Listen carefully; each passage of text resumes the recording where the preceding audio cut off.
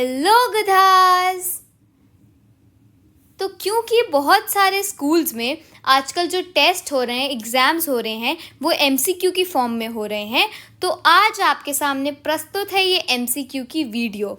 वैसे तो मैं इसे परसों पोस्ट करने वाली थी, बट देन स्तुतिवत्स का एग्ज़ाम है, तो that is the reason why I am posting this today itself. तो चलो शुरू करते हैं।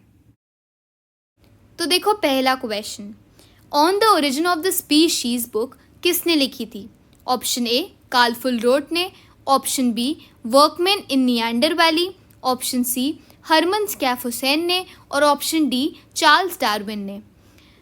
तो मैंने तुम्हें वीडियो में बताया था कि वर्कमैन इन निएंडर वैली क्या कर रहे थे? क्वेरल कर रहे थे, लड़ रहे थे। किसके लिए? लाइमस्टोन के लिए लड़ रहे थे। तभी क्या हुआ? उन्हें एक स्कल मिला। उन्होंने उस स्कल का क्या करा? कार्ल फुलरोट जी को दे दिया। कार्ल फुलरोट जी कौन थे? याद है मैंने वीडियो में बताया था, बच्चों का तो काल ही खराब हो गया था। तो वो कौन थे? एक लोकल स्कूल मास्टर थे और साथ ही साथ एक नेचुरल हिस्टोरियन थे। उन्होंने क्या किया? उन्होंने उस स्कल का प्लास्टर कास्ट बना के किसे भेज दिया? हरमन साहब जी को भेज दिया, यानी कि हरमन स्कैफ हुसैन को भेज दिया। हरमन स्कैफ हुसैन कौन थे? एक प्रोफेसर थे। क्या पढ़ाते थे? एनाटॉमी पढ़ाते थे। तो चलो, ये तो समझ आ गया कि on the origin of the species किताब किसने लिखी? चार्ल्स डार्विन ने लिखी। अब ये बताओ, अगर तुमसे पूछ लिया जाए कि वो किताब कब पब्लिश की गई, तो बताओ कब पब्लिश की गई। अगर जिसने मेरी पहली वीडियो देखी होगी, पहला एपिसोड इसका देखा होगा, उसे पक्का आता होगा। बधाई, बताया ही था तुम्हें। अगर ए को 1 मान लो, बी को 2 मान लो, सी को 3 मान लो, ऐसे करके चलो, तो बी क्या हुआ? 2 हुआ, डी क्या हुआ? 4 हुआ, तीनों ए क्या हुए? 1 हुए, एच 8 हुआ, ई 5 हुआ और आई 9 हुआ। तो 24, 11, 1859, ठीक है, 24 नवंबर 1859 को पब्लिश की गई। और ये बताओ, जिस दिन पब्लिश की गई उस दिन कितनी कॉपीज़ बिक गई? तो 1250 कॉपीज़ बिक गई। इस बुक में उन्होंने क्या बताया? उन्होंने बताया कि जो ह्यूमंस हैं वो एनिमल से इवॉल्व हुए हैं बहुत पहले, ठीक है। तो अब ऐसे ही चलेंगे, मतलब एक क्वेश्चन में हम 5-6 चीज़ें निपटा लेंगे, ठीक है, मतलब एक टॉपिक निपटा लेंगे, बेसिकली एक रिविजन कर लेंगे, थारो रिविजन। दूसरा क्वेश्चन देखते हैं। अब तुम्हें बताना है कि इनमें से कौन सा होमिनिडे फैमिली को बिलोंग करता है, ठीक है। Option A primates, option B hominoids, option C hominids.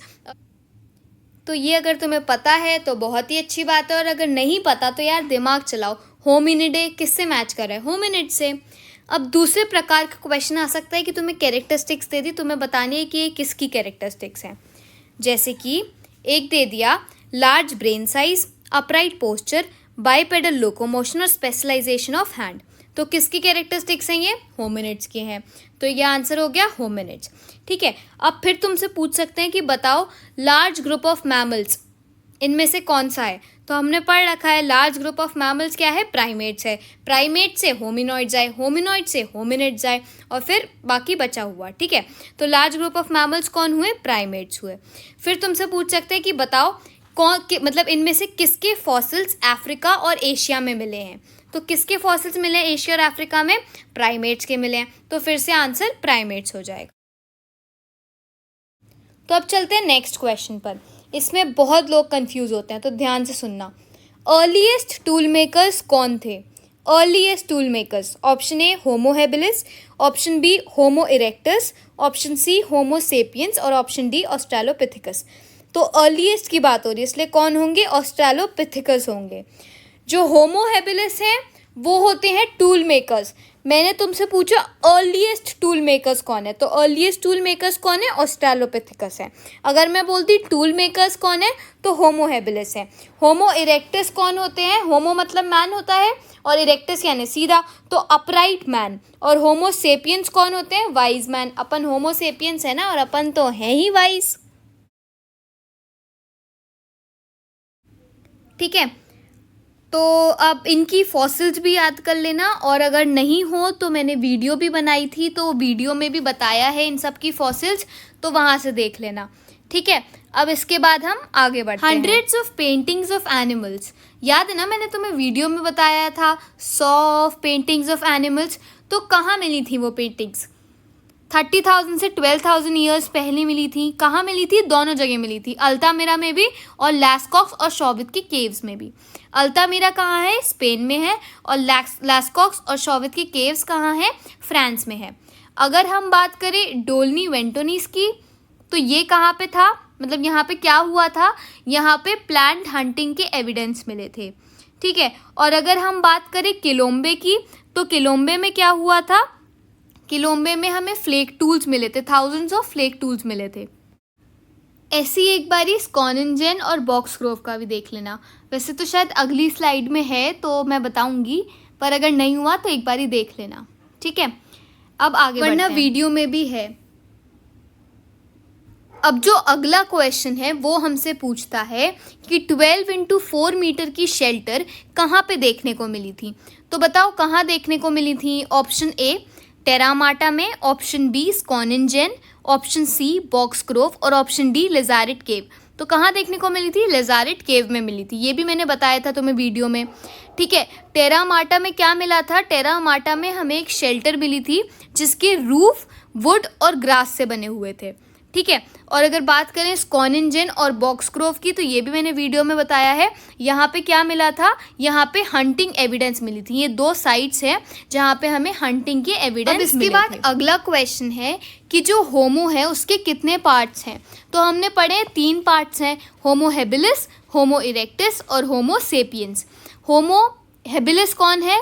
Tool maker हैं। जो होमो इरेक्टस है, होमो का मतलब मैन होता है, तो होमो इरेक्टस कौन हुए? Upright man. और होमो सेपियंस जो हम हैं, वाइज और थिंकिंग मैन। अब अगला बताओ, dash is the study of contemporary ethnic groups. Option A anthropology, option B archaeology, option C anatomy और ऑप्शन डी एथनोग्राफी। एंथ्रोपोलॉजी क्या होती है? एंथ्रोपोलॉजी होती है ह्यूमन बींग्स की study, study of human beings. Archaeology क्या होती है? पास्ट की study, study of past. Anatomy क्या होती है? स्ट्रक्चर ऑफ एनिमल्स की study, structure of the animals की स्टडी, ठीक है। अब बचा क्या? एथनोग्राफी। एथनोग्राफी तो यार नाम से ही समझ आ रहा है, बात किसकी हो रही है? एथनिक ग्रुप्स की हो रही है, तो इसलिए हमारा आंसर क्या है? एथनोग्राफी है। अच्छा, study of the structure of animals कौन पढ़ाता था? हरमन साहब जी पढ़ाते थे, हरमन कैफ हुसैन पढ़ाते थे। कहाँ पे पढ़ाते थे? बॉर्न यूनिवर्सिटी में पढ़ाते थे। सब तो याद हो गया यार तुम्हें। अब नेक्स्ट सवाल है कि पंच प्लेट टेक्निक से क्या हुआ। ऑप्शन ए स्पीयर थ्रोअर्स बने, ऑप्शन बी बो और एरोज बने, ऑप्शन सी स्मॉल चीज़ेस लाइक टूल्स बने और ऑप्शन डी स्यूइंग नीडल्स बने। क्या बना? स्मॉल चीज़ेस लाइक टूल्स बने, ये मैंने तुम्हें वीडियो में भी बताया था, है ना। तो पंच प्लेट टेक्निक से क्या बना? स्मॉल चीज़ें लाइक टूल्स बने। और नहीं पता तो वीडियो जाके देखो, ठीक है। अब चलते हैं अगले क्वेश्चन पे। अगला क्वेश्चन कहता है स्यूइंग नीडल्स का इन्वेंशन कब हुआ। तो बताओ कब हुआ। ऑप्शन ए 23,000 साल पहले, ऑप्शन बी 21,000 साल पहले और ऑप्शन सी 25,000 साल पहले और ऑप्शन डी अबे हुई होगी यार हमें क्या। तो आंसर तो है हमारा ऑप्शन बी 21,000 साल पहले। पर अगर तुम चूज़ कर रहे हो ऑप्शन डी, तो क्या तुम मुझे बताने का कष्ट करोगे कि तुमने ह्यूमैनिटीज़ ली क्यों है। अगला क्वेश्चन है कि फर्स्ट ह्यूमन लाइक क्रीचर अर्थ पे कब आया था। पहला ह्यूमन जैसी शक्ल का क्रीचर अर्थ पे कब आया था। तो 5.6 मिलियन ईयर्स पहले आया था, ठीक है। ये तो पता ही है, इजी सा था। Next, scholars were reluctant to accept that fossils, cave paintings can tell us something about the past. अब जो स्कॉलर्स थे वो रिलक्टेंट थे, इस बात को मानने के लिए तैयार नहीं थे कि फॉसिल्स, केव पेंटिंग्स ये सब हमें पास्ट के बारे में कुछ बता सकती हैं। क्यों नहीं तैयार थे मानने को? क्योंकि वो बिलीव करते थे, किस में बिलीव करते थे? ओल्ड टेस्टामेंट ऑफ बाइबल में बिलीव करते थे। और ओल्ड टेस्टामेंट ऑफ बाइबल क्या कहती थी? वो कहती थी कि जो ह्यूमन ओरिजिन है वो एक act of creation bye God है, यानी कि भगवान ने मानव को बनाया है। अब अगला क्वेश्चन क्या है कि सदर्न एप किसे कहते हैं। तो बताओ होमिनॉइड्स को कहते हैं कि होमिनिड्स को कहते हैं कि होमो इरेक्टस को कहते हैं या होमो सेपियंस को कहते हैं या प्राइमेट्स को कहते हैं या होमो हेबिलिस को कहते हैं, किसको कहते हैं?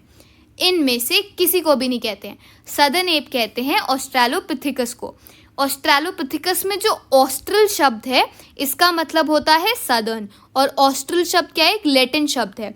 और पिथिकस, पिथिकस एक ग्रीक शब्द है जिसका मतलब है एप, तो इसीलिए ऑस्ट्रेलोपिथिकस यानी कि सदर्न एप। तो आई होप कि मैंने काफ़ी क्वेश्चंस कवर कर दिए हैं, और जितने टॉपिक्स अब बचे हों तो वैसे तो अगर वीडियो देखोगे नॉर्मल वाली तो कवर हो ही जाएंगे, वरना एक बारी बुक की रीडिंग मान लेना।